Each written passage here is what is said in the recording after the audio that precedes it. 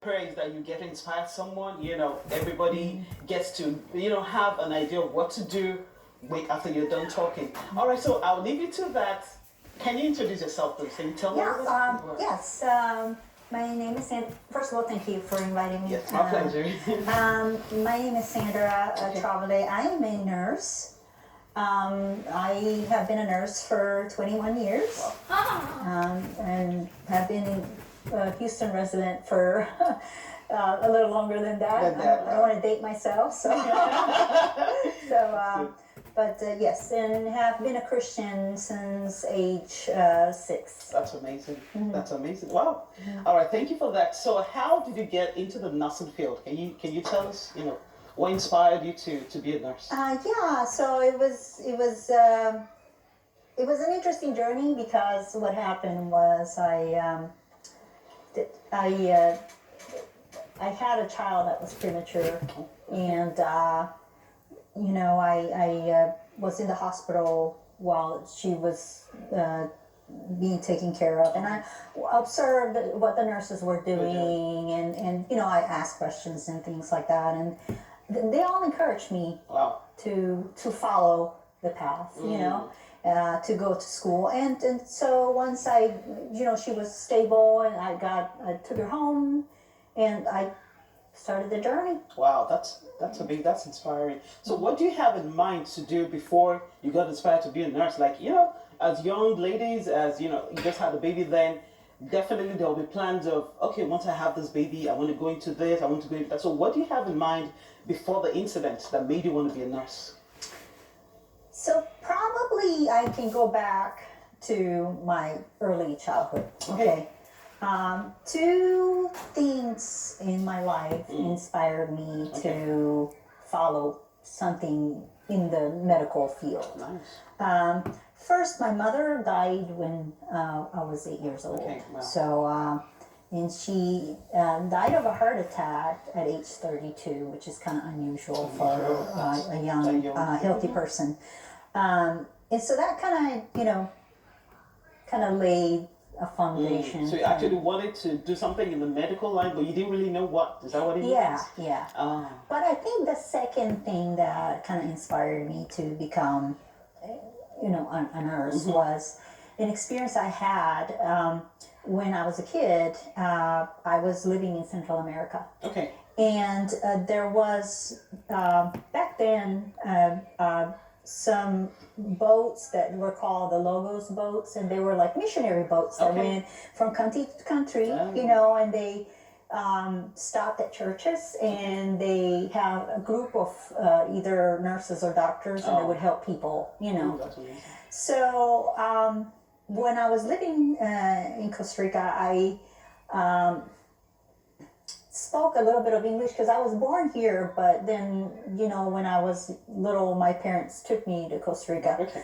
So when I was there, I spoke a little bit of English, and I was trying to help translate. There was a long line of people coming to try to get help, And I specifically remember that I was stationed with this young doctor, and I remember the lady was telling him, the patient, oh, I'm coughing, my lungs are hurting.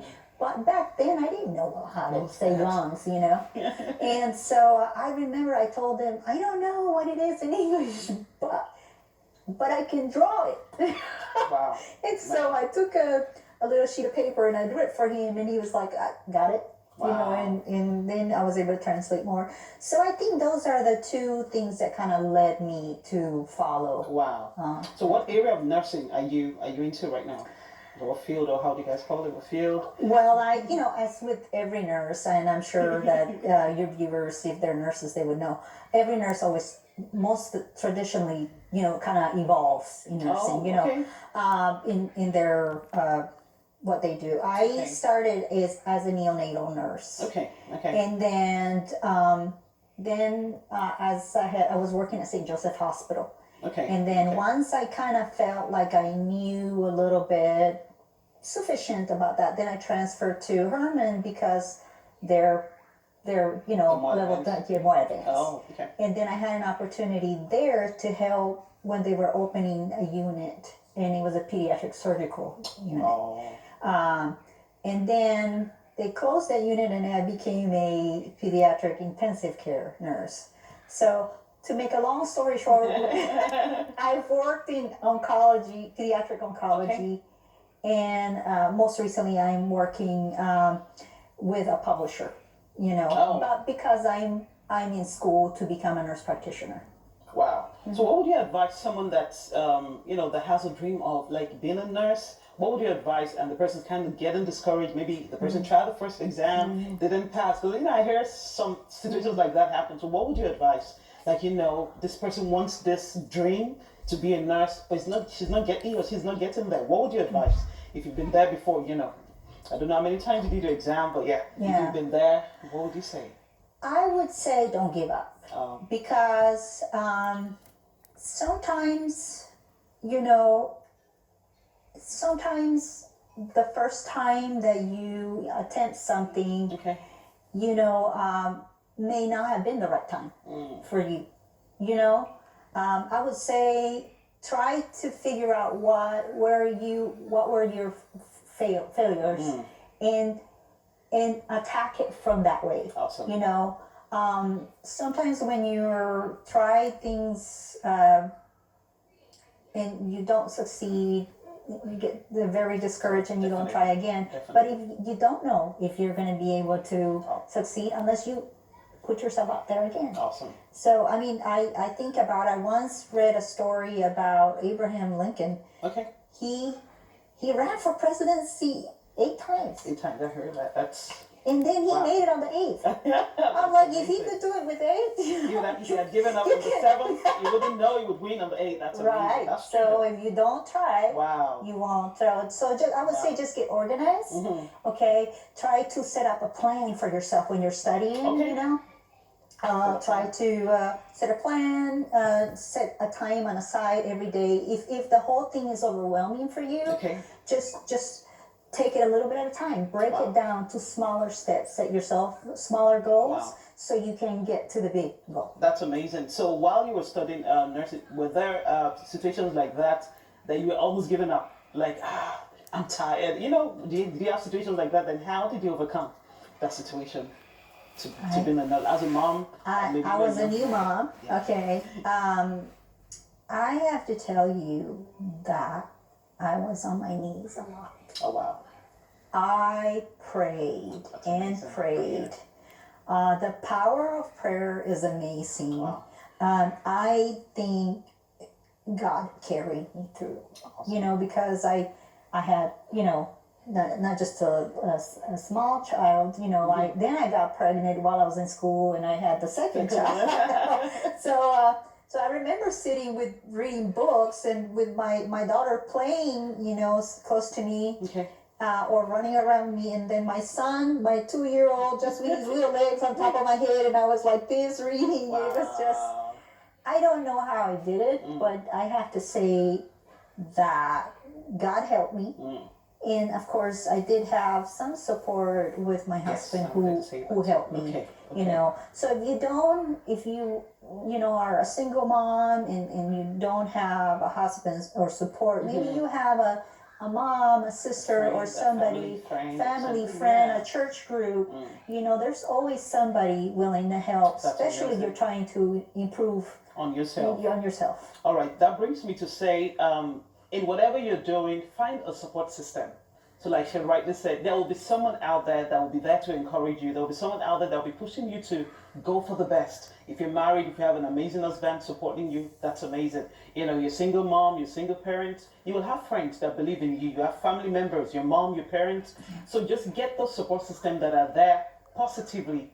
They're positively there encouraging you to move forward. So that's amazing. Thank you so much for that, Sandra. And now, so with everything going on this pandemic, how has it been like working as a nurse in your clinic or in your hospital with this COVID-19 thing going on? How has it been like? Have you seen patients? Were you involved with patients that working for a publisher, I didn't have to see patients, but doing clinicals for school, I have. Okay. And I have seen a lot of stressed people, Okay, wow. you know, in the clinic. And, you know, I don't think people treat stress as seriously as they should. Oh. So if you are starting to feel that you're getting stressed Okay. and it's building up, you need to find a way to start addressing it early. Oh. So I would suggest, you know, if you're, it's got to be it's specifically difficult for people who are working from home Okay. and are having kids in school as Oh, well. wow. And so you're always together, and there's nothing wrong with that. But sometimes if you just kind of go walking, you know, or to just kind of give yourself a little bit of space, or Okay. to just kind of regroup per se, Oh. you know. I don't know, go with a friend to have a lunch, or, you know, let the kids have a play date with somebody you trust, so that you can also have a little bit of time to regroup. To regroup. Because that's really important. I know a lot of the people that I've seen, you know, have stress, Wow. you know, to deal with. And, you know, with the testing and all that, a lot of guilt, because especially on the younger generation, because they've gone out, gotten sick, and then they brought the illness home to their parents, yeah. who have, you know, comorbidities. So, you know, nobody's immune. You know, we all have to be careful. We have to do what we were taught when we were in kindergarten: wash your hands, Wash hands. cover your mouth. That's true. You That's know, true. Wow. when you're sneezing or coughing, you know, you just, Wow. if you do those things and get the flu shot, because Wow. this is really important now, you should be okay, I think. Oh, so I'll